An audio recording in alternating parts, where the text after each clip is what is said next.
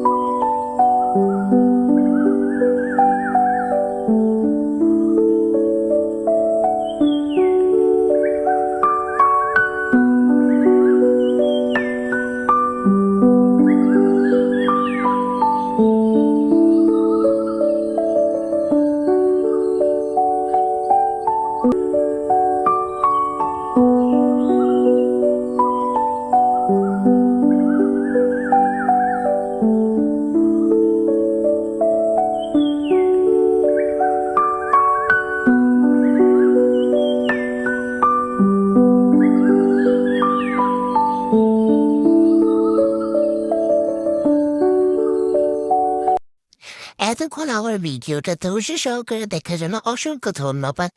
সবাই ভালো থাকবে। আল্লাহ হাফেজ।